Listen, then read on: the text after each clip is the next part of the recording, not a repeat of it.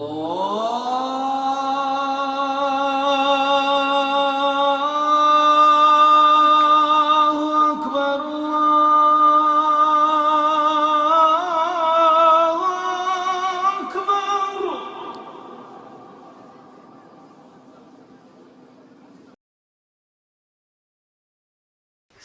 അലൈക്കും വറഹ്മത്തുള്ളാഹി വബറകാതുഹു. നമ്മൾ ഒരുപാട് വർഷങ്ങളായി ചിന്തിച്ചു കൊണ്ടിരുന്ന ഒരു കുടുംബസംഗമത്തിൻ്റെ പൂർത്തീകരണമാണ് ഇന്നിവിടെ സാധ്യമായിട്ടുള്ളത്. ഈ ചരിത്രരേഖകൾ തേടി, ഇതിൻ്റെ വേരുകൾ തേടിയുള്ള ജൈത്രയാത്രയിൽ ഞങ്ങൾക്ക് ഒരുപാട് ഈ കുടുംബത്തിലെ കാരണവന്മാരിൽ പ്രമുഖരായ പലരെയും ഞങ്ങൾക്ക് ബന്ധപ്പെടാൻ സാധിച്ചു എങ്കിലും ഒരുപാട് ആളുകൾക്ക് ഞങ്ങൾക്ക് എത്തിപ്പെടാൻ സാധിച്ചിട്ടില്ല എന്ന് ഞങ്ങൾക്ക് തന്നെ അറിയാം. അത് എൻ എന്ന ഈ കുടുംബത്തിൻ്റെ ഒരു വികാരമായി മാനിച്ച് ഇതിൻ്റെ പ്രവർത്തകർക്ക് വേണ്ടി ഞാൻ ക്ഷമ ചോദിക്കുകയാണ്. അതിലെന്തെങ്കിലും അങ്ങനെ വന്നു പോയിട്ടുണ്ടെങ്കിൽ ക്ഷമിക്കണമെന്നും വരുന്ന തലമുറയ്ക്ക് കൂടി മാതൃകയായിക്കൊണ്ട് ഇത്തരം സംരംഭങ്ങൾ ഇനിയും നമുക്ക് സംഘടിപ്പിക്കാൻ കഴിയട്ടെ എന്ന് ആഗ്രഹിച്ചുകൊണ്ട് ഈ ഒരു എളിയ ഡോക്യുമെൻ്ററി നമ്മുടെ കുടുംബത്തിൻ്റെ വികാരത്തിന് മുമ്പിൽ സമർപ്പിക്കുന്നു.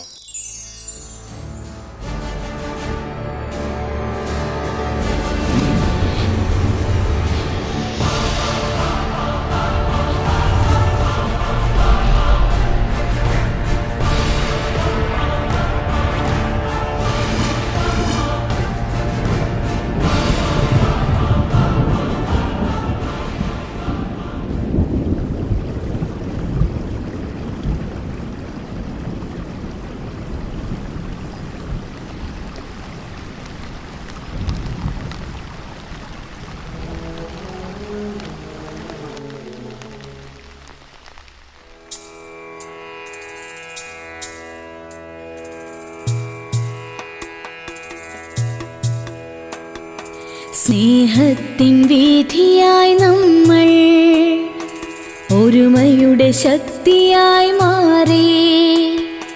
ബന്ധത്തിൻ മധുവൂറും പൂങ്കാവനം തീർത്ത് ഇഴയറ്റു പോവില്ല ഇന്നിന്റെ സത്യം. പൂർവികരേകിയ ധർമ്മത്തിൻ സുഹൃതം എമ്മൻ ഹൃദയതാളം, എമ്മൻ ഹൃദയതാളം.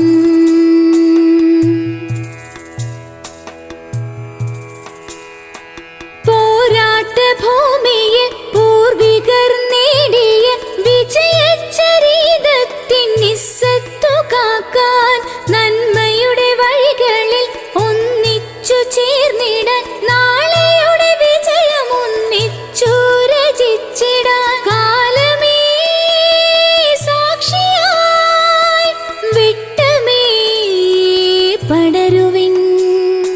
മിതുവിൽ നാലകത്ത് ജൈത്രയാത്രയൊരുക്കാം. എമ്മൻ സ്നേഹ സംഗമം നമ്മൾക്കഭിമാന സാഫല്യമേ. സ്നേഹത്തിൻ വീഥിയായി നമ്മൾ ഒരുമയുടെ ശക്തിയായി മാറി. ബന്ധത്തിൻ മധുവൂറും പൂങ്കാവനം തീർത്ത് ഇഴയറ്റു പോവില്ല ഇന്നിന്റെ സത്യം. പൂർവികരേകിയ ധർമ്മത്തിൻ സുഹൃതം എമ്മൻ ഹൃദയതാളം, എമ്മൻ ഹൃദയതാളം.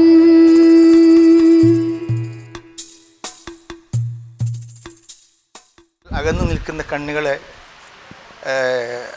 നമ്മൾ ഒരുമിപ്പിക്കുക അല്ലെങ്കിൽ ചേർക്കുക എന്നുള്ളതാണ് നമ്മൾ ഇതുകൊണ്ട് ഉദ്ദേശിക്കുന്നത്. പല ഭാഗങ്ങളിലായി നമ്മുടെ ബന്ധങ്ങളും കുടുംബങ്ങളൊക്കെ കിടക്കുന്നുണ്ട്. അവരൊക്കെ നമ്മൾ കണ്ടുപിടിച്ചുകൊണ്ട് തന്നെ ഈ ചങ്ങലയിൽ നമ്മൾ അണികളാക്കി നിർത്തണം എന്നുള്ളതാണ് ഞങ്ങളുടെ ഉദ്ദേശം. ഈ പരിപാടി ഇവിടെ സജ്ജമാക്കാൻ നമ്മുടെ ആളുകളുടെ സമയവും പരിശ്രമവും ഒരുപാട് ഇതിനു വേണ്ടി വന്നിട്ടുണ്ട്. അത് വരും തലമുറക്ക് ഒരു പ്രചോദനമാകാനും അതുകൊണ്ട് അതിൽ നിന്ന് ഒരു പാഠം ഉൾക്കൊള്ളാനും വേണ്ടിയാണ് ഇങ്ങനെ ഈ പരിപാടി ഇവിടെ സംഘടിപ്പിക്കപ്പെട്ടത്. അത് റബ്ബിൻ്റെ അനുഗ്രഹത്താൽ മുന്നോട്ട് പോട്ടെ എന്ന് പ്രാർത്ഥിക്കുകയാണ്. ഹിജറ വർഷം 22-ാം ആണ്ടിലാണ് അന്ത്യപ്രവാചകൻ മുഹമ്മദ് നബി സല്ലല്ലാഹു അലൈഹി വസല്ലമയുടെ ദൂതുമായി സ്വഹാബിയായ മാലിക് ബിൻ ദിനാറും അനുചരന്മാരും അറബിക്കടലിൻ്റെ ഓളങ്ങളെ വകഞ്ഞുമാറ്റി മലബാറിൻ്റെ തീരമണയുന്നത്. പ്രവാചകന്റെ സന്ദേശം കേരളത്തിൻ്റെ ഊടുവഴികൾ പടർന്നു കയറി ഒരു ജനതയുടെ ഹൃദയം കീഴടക്കി പ്രയാണം തുടങ്ങി. ഈ കാലയളവിൽ തന്നെയാണ് തിരൂരങ്ങാടിയുടെ മണ്ണിലും മനസ്സിലും ഇസ്ലാമിക സന്ദേശത്തിൻ്റെ സ്നേഹനാളം ജ്വലിച്ചു തുടങ്ങിയത്. കാലാന്തരങ്ങളുടെ പ്രവാഹത്തിനിടയിൽ കൈമാറി കിട്ടിയ അതേ ധർമ്മത്തിൻ്റെ വെട്ടം അവരിലേക്ക് ആത്മാഭിമാനത്തിൻ്റെ ചൂട് പകർന്നു. അതേ ചൂടിലാണ് പല തലമുറകൾ ഒന്നാകെ വൈദേശിക ആധിപത്യത്തിൻ്റെ ധാർഷ്ട്യത്തിന് നേരെ അഭിമാനത്തിൻ്റെ ചിഹ്നം വിളിച്ചത്. പിന്നീട് തിരൂരങ്ങാടി പോരാട്ടത്തിൻ്റെ പോർക്കളങ്ങളായിരുന്നു. മാനവ ചരിത്രത്തിൽ സമാനതകളില്ലാത്ത പോരാട്ട ദേശമായി കടലുണ്ടിപ്പുഴയുടെ തീരവും മാറി. ചരിത്രത്തിൻ്റെ നോവും നൊമ്പരവുമേറ്റ് കടലുണ്ടിപ്പുഴ കാലാന്തരങ്ങളിലേക്ക് സ്വച്ഛന്തമൊഴുകി. 1800കളുടെ രണ്ടാം പാദം. ബ്രിട്ടീഷ് അധിനിവേശം ഒരു ജനതയുടെ വികാര വിചാരങ്ങളിൽ കടന്നുകയറ്റം നടത്തിയപ്പോൾ ഇവിടെ വീണ്ടും ചോരപ്പുഴകൾ ഒഴുകി. ബ്രിട്ടീഷ് ജന്മി നാടുവാഴിത്തത്തിനെതിരെ അടർക്കളങ്ങളിൽ അവർ നേരിട്ട് പൊരുതി. കടലുണ്ടിപ്പുഴയുടെ കുഞ്ഞോളങ്ങളിൽ മമ്പുറം സയ്യിദ് അലവി തങ്ങളും ആലി മുസ്ലിയാരും ദേശാഭിമാനത്തിൻ്റെ ഓളപ്പരപ്പുകൾ തീർത്തു. ഇതേ പോരാട്ട ഭൂമിയിലാണ് 18ാം നൂറ്റാണ്ടിൻ്റെ ആദ്യ ദശകങ്ങളിൽ തിരൂരങ്ങാടി ദേശത്ത് പറമ്പിലീട് ചരിത്രത്തിലേക്ക് നടന്നു കയറിയത്. തിരൂരങ്ങാടി താഴെ ചെന്നൈയിലടുത്തുള്ള പറമ്പിലേട്ട് എന്ന സ്ഥലത്താണ്, ആ വീട്ടിലാണ് ഞങ്ങളുടെ ആദ്യ തറവാട്ടിലെ ആളുകൾ താമസിച്ചത്. തിരുവങ്ങാടിയിൽ അവരാണ് ആദ്യത്തെ സ്ഥലം. ഈ പറമ്പിലേട്ട് എന്ന സ്ഥലത്താണ്. അവിടെ പൊക്കാഹി ഹാജി എന്ന എൻ്റെ ഒരു പാപ്പാന് പലരും പറഞ്ഞതായി കേട്ടിട്ടുണ്ട്, ഞാൻ നേരിൽ കണ്ടിട്ടില്ല. അവരുടെ മക്കളായി 3 പേർ.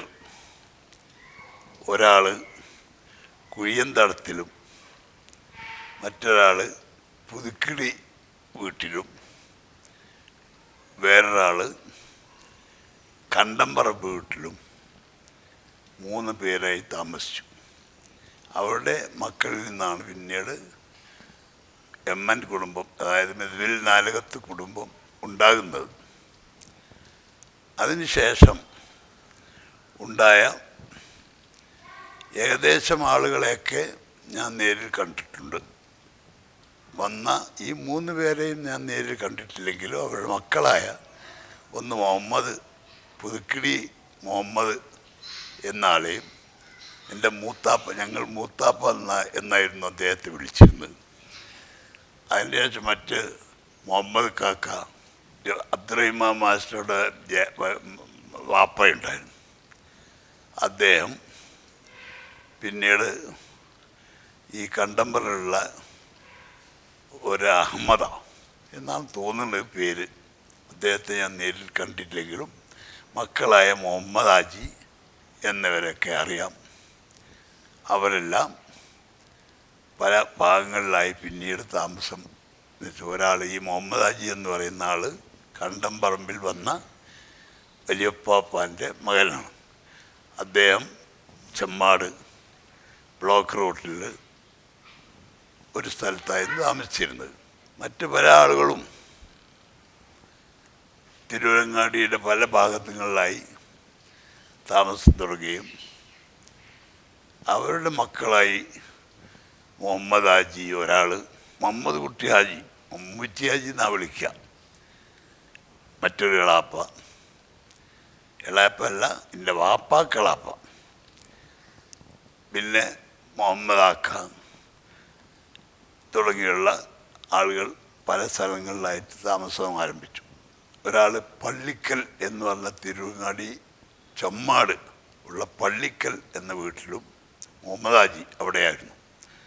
മുഹമ്മദ് കുട്ടി ഹാജി പഴയ തറവാടിൻ്റെ ഉഴുന്താടത്തിൽ തന്നെ താമസിച്ചു. മുഹമ്മദ് ഈ കണ്ടംപറമ്പിലും താമസം ആരംഭിച്ചു.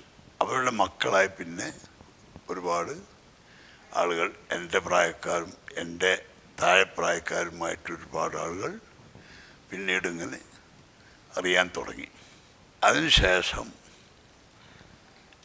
എൻ്റെ ഈ പാപ്പമാരായ മുഹമ്മദ് കുട്ടി ഹാജി, മുഹമ്മദ് ഹാജി തുടങ്ങിയവർ മാത്രമാണ് ഞാൻ കാര്യമായി ഉണ്ടായിരുന്ന എൻ്റെ ജീവിത ഒരു ഏകദേശം കുറച്ച് പ്രായം ചെന്ന എന്നപ്പോൾ ഒരു പുരുഷനായപ്പോൾ ഉണ്ടായിരുന്ന ആളുകൾ. അവർ ഈ രാജ്യത്തിലെ പല ചന്തകളിലും പ്രധാന അങ്ങാടികളിലുമൊക്കെ ഈ തുണിക്കെട്ടുകൾ കൊണ്ട് നടന്ന് വിൽക്കുന്നവരായിരുന്നു. മെതുവിൽ നാലകത്ത് അഹമ്മദ് എന്ന മുഹമ്മദ് കുട്ടിയുടെ സഹോദരങ്ങളായ അലവിയും കുഞ്ഞാറമുട്ടിയും മർഹൂം അഹമ്മദിൻ്റെ മകൻ പൊക്കായി ഹാജി എന്ന നാമധേയത്തിൽ ഈ ദേശത്തിൻ്റെ ചരിത്രത്തോടൊപ്പം സഞ്ചരിച്ച അബൂബക്കർ ഹാജിയും ചേർന്ന് ഒരു കുടുംബ ചരിത്രത്തെ ദേശചരിത്രത്തോടൊപ്പം ചേർത്തുവച്ചു.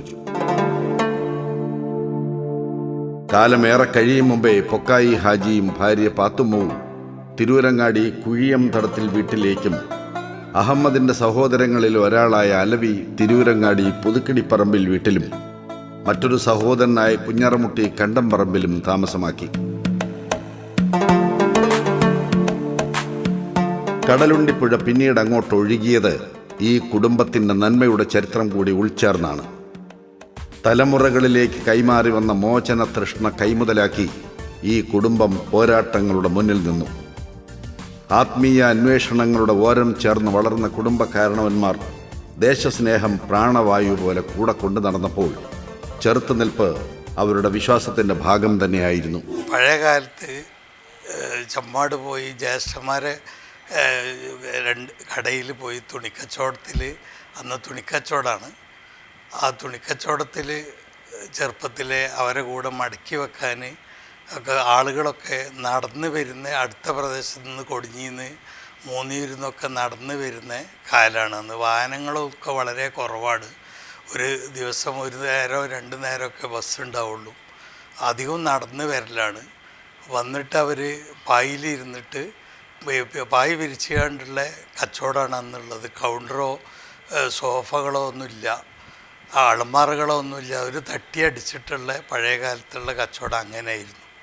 അതിൽ നിന്ന് ആണ് നമ്മളൊക്കെ പഠിച്ചത്. പിന്നെ അവിടെ അധികം ആളുകളും പെരുന്നാളിനും 2 പെരുന്നാളിനും വിഷു, ഓണം ഇങ്ങനെ ഉള്ള സമയത്താണ് കൂടുതലും സാധനം വാങ്ങിക്കാറുള്ളത്. അത് വാങ്ങിയിട്ട് ഇങ്ങനെ ഓരോ പെരുന്നാൾ മുതൽക്ക് ദീപാവലി മുതൽക്ക് പിറ്റത്തെ ദീപാവലി വരെ ഇങ്ങനെ വാങ്ങും. ഓരോരോ കർഷകരായ മലയാളിമാരും മദ്രാസിലോട് ഇവിടെയൊക്കെ ഹോട്ടലുള്ള ആളുകളൊക്കെയാണ്. അവർ വിളിച്ച് പറയും, കുട്ടികൾ വരുന്നുണ്ട്, സാധനം കൊടുത്താളി, ഞാൻ വന്നിട്ട് കണക്ക് തന്നാൽ മതി എന്ന് പറയും. അതൊരു കൊല്ലത്തിലൊരു പ്രാവശ്യം നമ്മൾ കത്തടിച്ചിട്ട് എല്ലാ സ്ഥലത്തും ആളുകൾക്കും കൊണ്ടേ കൊടുക്കും. അത് കൊണ്ടേ കൊടുത്തിട്ട് അവരൊക്കെ പിന്നെ ദീപാവലിൻ്റെ മുമ്പായിട്ട് എല്ലാവരെയും കാശ് കൊടുന്ന് തീർക്കും. ദീപാവലി കഴിഞ്ഞാൽ ഈ പൈസ ജ്യേഷ്ഠന്മാർ കൊടുക്കാനുള്ള കോഴിക്കോടും മറ്റുള്ള സ്ഥലങ്ങളിലൊക്കെ പാലക്കാടൊക്കെ അവർ കൊണ്ടേ കൊടുത്തിട്ട് അവിടെ നിന്നൊക്കെ ദീപാവലി മിഠായി എന്നാണ് അതിന് പറയുക. ദീപാവലി മിഠായി വാങ്ങി കൊണ്ടുവരും. അത് ഈ ആളുകൾക്ക് മലയാളിമാർക്കൊക്കെ കൊടുക്കും. പിന്നീട് ഒക്കെ തുണിക്കച്ചവടം പുരോഗതിയായി വന്നു. പാരസ്പര്യത്തിൻ്റെയും സമൃദ്ധിയുടെയും അടയാള മുദ്രകളുമായി നന്മയൂറിയ വഴികളിലൂടെ മെതുവിൽ നാലകത്ത് കുടുംബം ജൈത്രയാത്ര തുടർന്നു. മലബാറിൻ്റെ ബിസിനസ് ഭൂപടത്തിൽ ജനകീയ അംഗീകാരങ്ങളുടെ സാക്ഷ്യപത്രങ്ങൾ കൈപ്പറ്റി വ്യാപാര വസന്തമൊരുക്കിയാണ് തലമുറകളായി ഈ കുടുംബത്തിൻ്റെ സഞ്ചാരം. ഞങ്ങൾ കുഴിന്താടത്തിൽ ഒന്നായിട്ട് 2 കുടുംബം ഒന്നായിട്ട് മുഹമ്മദ് ഹാജിയും മുഹമ്മദ് ഹാജിയും താമസിക്കുന്ന സമയത്ത് ആദ്യമായിട്ട് എൻ്റെ വാപ്പ പോകുന്നു, അൽവിയേജി ചമ്മാട്ടിക്ക് പോകുന്നു. പിന്നെ വർഷ കാലങ്ങൾ കഴിഞ്ഞ ദിവസമാണ് മുഹമ്മദ് ഹാജി പള്ളിക്ക് പറമ്പ് താമസമാക്കിയത്. പള്ളിക്ക് പറമ്പിൽ അവർ എളാപ്പാർ 2 അവർക്ക് അവരെ മക്കൾക്ക് അബൂബക്കർ ഹാജിയും കുഞ്ഞാർമാജി അവിടെ താമസാക്കി. ഞങ്ങൾ പോസ്റ്റ് ഓഫീസിൻ്റെ അവിടെയും താമസം. അപ്പോൾ അപ്പോഴും നമുക്ക് ഇവിടെ തുണിക്കച്ചവടം തന്നെ ജമാട്ട്. അന്ന് തിരുവരങ്ങാടി എന്ന് പറഞ്ഞ പേര് കേട്ട ഒരു സ്ഥലമായിരുന്നു. അതിൻ്റെ അടുത്താണ് മമ്പറം സ്ഥിതി ചെയ്യുന്നത്. അന്ന് ബസ്സുകളോ കൂടുതൽ വാഹന സൗകര്യങ്ങളോ ഒന്നും ഇല്ല. ഞങ്ങൾക്കാണെങ്കിൽ പഠിക്കാനുള്ള ഒരു സൗകര്യവും കുറവായിരുന്നു. ഹൈസ്കൂളിൻ്റെ അടുത്തായതുകൊണ്ട് പിന്നെ വിദ്യാഭ്യാസത്തിൽ അങ്ങനെ മുന്നോട്ട് പോയി. ഇല്ലായ്മയിൽ നിന്ന് തുടങ്ങി തലച്ചുമടുകളുമായി പൂർവികർ കാതങ്ങൾ താണ്ടിയപ്പോൾ മലബാറിൻ്റെ നാനാദേശങ്ങളും എമ്മൻ കൂട്ടായ്മയുടെ കച്ചവട രസതന്ത്രം തൊട്ടറിഞ്ഞു. കുടുംബ പൂർവികരുടെ കച്ചവട പാരമ്പര്യവും അർപ്പണബോധവും ഹൃദയതാളമാക്കിയ പിന്മുറക്കാർ മത, രാഷ്ട്രീയ, സാമൂഹിക, സാംസ്കാരിക, വിദ്യാഭ്യാസ മേഖലകളിൽ തങ്ങളുടെ സാന്നിധ്യം ഒഴിച്ചുകൂടാൻ പറ്റാത്തതാണെന്ന് ഒരു ഭൂപ്രദേശത്തോടൊന്നാകെ വിളിച്ചു പറഞ്ഞു. എനിക്ക് 12 വയസ്സായപ്പോഴാണ് ഞങ്ങൾ ഇങ്ങോട്ട് കുളപ്പുറത്തേക്ക് താമസം മാറ്റിയത്, വീടെടുത്ത് പോകുന്നത്. പിന്നെ അവിടുന്ന് 1.5 കൊല്ലം കഴിഞ്ഞാൽ 13 വയസ്സായപ്പോൾ എൻ്റെ കല്യാണം കഴിഞ്ഞ്. പെരുന്നാൾ എന്ന് പറഞ്ഞാൽ അന്ന് ഞങ്ങൾ മൈലാഞ്ചി കൊണ്ട് പിന്നെ വെളഞ്ഞി കുത്തിയാണ്ട് പുള്ളി വെച്ചുകൊണ്ട് മൈലാഞ്ചി ഇടും ഞങ്ങൾ. അല്ലാതെ ട്യൂബൊന്നും ഇപ്പോൾ മൈലാഞ്ചിക്ക് അന്നില്ലല്ലോ. അന്ന് ഞങ്ങൾ മരത്തുമ്മ പോയി ഇല ഊരിത്തരും, മിറ്റടിക്കണോ അല്ല അത് അരച്ച് തരും, ഉമ്മമാരട്ട് തരും കയ്യിൽ വെളഞ്ഞി പുള്ളി കുത്തിയിട്ട്. രാത്രി നേരം വെക്കോളം ഞങ്ങൾ പായിൽ അടിച്ച് കയ്യിൽ ഉറക്കം വെച്ചിരിക്കും, മൈലാഞ്ചി നനച്ചും കൊണ്ടും ചോപ്പിച്ചും കൊണ്ടൊക്കെ ഇരിക്കും. നേരം വെളുത്തിന് ശേഷം പിന്നെ അതൊക്കെ ഊരി മേത്തുനിന്നൊക്കെ കുറേ വൃത്തിയോടൊക്കെ ആക്കി അതൊക്കെ അങ്ങോട്ടും ഇങ്ങോട്ടും ആക്കിയാണ് പിന്നെ കുളിച്ചുങ്ങാണ്ട്. പിന്നെ ഇപ്പോഴത്തെ മാതിരിയല്ല അന്ന് പെരുന്നാക്കുണ്ടായത് തേങ്ങാച്ചോറ്, പോത്തിറച്ചി, കോഴിക്കറി, ഇതൊക്കെ നെയ്ച്ചോറൊക്കെ ഉണ്ടാവുള്ളൂ. ബിരിയാണി ഒന്നും അന്ന് വെക്കലില്ല പെരുന്നാക്ക്. അതെല്ലാവരും കൂടി വട്ടത്തിലിരുന്ന് പായ് സവറിട്ടിട്ടാണ് ഞങ്ങളന്ന് തിന്നൽ. അന്ന് ടേബിളും കസാലയൊന്നുമില്ല. അതാ സായും സവറിട്ട് തിന്നിട്ട് പിന്നെ അന്ന് പീടിക്ക് പോകും. ബാപ്പാർക്കും വലിയാപ്പാക്കും തുണിക്കച്ചവടമായിരുന്നു, ഇപ്പാക്കും തുണിക്കച്ചവടമായിരുന്നു. അപ്പോൾ ഞങ്ങൾ പീടിക്കൊന്ന് പോവും. അതിൻ്റെ ഇടയ്ക്ക് തലേന്ന് ഡ്രസ്സ് എടുത്ത് പോന്നിട്ടുണ്ടാവും. എന്നാലും ആ വളയിടാൻ വേണ്ടി ഒന്ന് പോവും പെരുന്നാക്ക്. അപ്പോൾ അവിടെ ചെന്നിക്കുകയാണെങ്കിൽ പീടിക്ക് ഇപ്പം കൊണ്ടുപോകും, വളമിട്ട് തരും. ഞങ്ങൾക്ക് എല്ലാവർക്കും എല്ലാവരും ഉണ്ടാവും, അമ്മായികളും അമ്മായികളെ മക്കളും ഞങ്ങളെല്ലാവരും കൂടി പോയി വളമിട്ട് പോരും. പിന്നെ എല്ലാവരും കൂടി വട്ടത്തിലിരുന്ന് ചോറുന്നും. ഇപ്പോഴത്തെ പെരുന്നാളിനെക്കാട്ടി രസമുള്ള പെരുന്നാളായിരുന്നു അന്ന്. ആദ്യം തന്നെ പുതിയാപ്പിള വന്ന് നിക്കാഹിച്ചിട്ടുള്ളായിരുന്നു. അന്ന് നാട്ടിലൊന്നും അങ്ങനത്തെ ബിരിയാണി ഇതൊന്നും വെക്കണ ഒരു കാര്യമല്ലായിരുന്നു. അന്ന് നമ്മളെ വരിയിൽ ആദ്യം അവിടെ കുളപ്പുറത്ത് ബിരിയാണി ഉണ്ടാക്കിയത്. അന്ന് വലിയ ഇതിലാണ് ബിരിയാണിയൊക്കെ വെക്കൽ. മൂടിയിട്ട് മത്തല് കെട്ടി മറിച്ചിട്ട് അതൊക്കെ കണ്ണിട്ടെന്ന് അറിഞ്ഞാണ്ട് കോഴിക്കോട്ടിൽ നിന്നൊക്കെ ആളെ കൊടുത്താണ് വലിയ ഇതാക്കിയാണ്ടാണ് അന്നൊക്കെ ബിരിയാണിയൊക്കെ ഉണ്ടാക്കൽ. അങ്ങനെ പരക്കായിട്ടൊന്നും അങ്ങനെ ബിരിയാണിയൊന്നും ഉണ്ടാക്കലൊന്നും തുടങ്ങിയിട്ടില്ലായിരുന്നു. അങ്ങനെ ചെറുപ്രായതായതുകൊണ്ട് എന്നെ കൂട്ടി പറഞ്ഞയച്ചിട്ടില്ലായിരുന്നു. കല്യാണം അങ്ങനെ കഴിഞ്ഞു. പിന്നെ ഒരു കൊല്ലം കഴിഞ്ഞാരെ കൂട്ടി പറഞ്ഞയച്ചു. അന്ന് എന്നെ കെട്ടിച്ച നാട്ടിലും ഇവിടെ ഒന്നും കറണ്ട് കിട്ടിയിട്ടില്ലായിരുന്നു. പിന്നെ ഒരു കൊല്ലം കൂട്ടി പറഞ്ഞയച്ചൊന്നും ഇവിടെ കറണ്ട്, അന്ന് കെട്ടിച്ച നാട്ടിലൊന്നും കറണ്ടില്ല.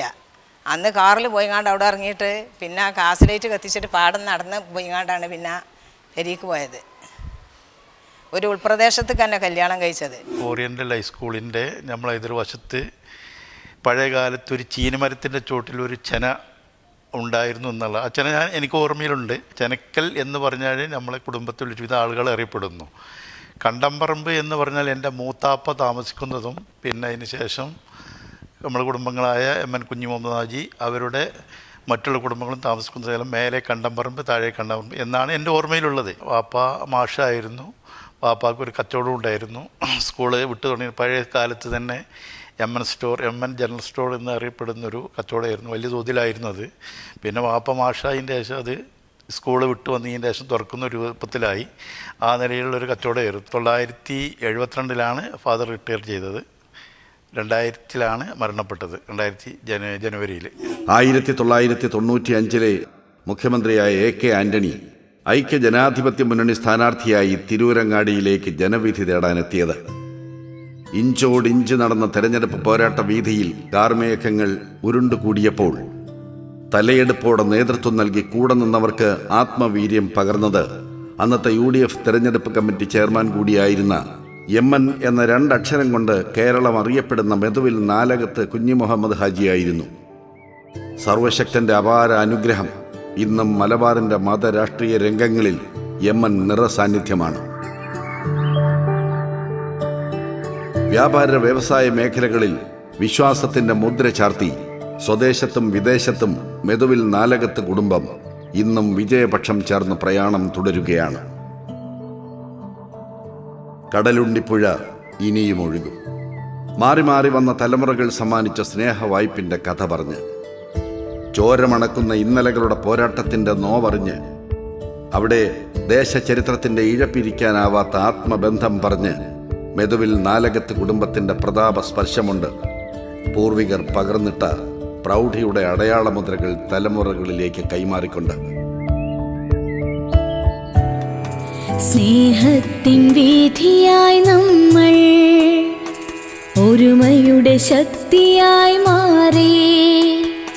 ബന്ധത്തിൻ മധുവൂറും പൂങ്കാവനം തീർത്ത് ഇഴയറ്റു പോവില്ല ഇന്നിന്റെ സത്യം.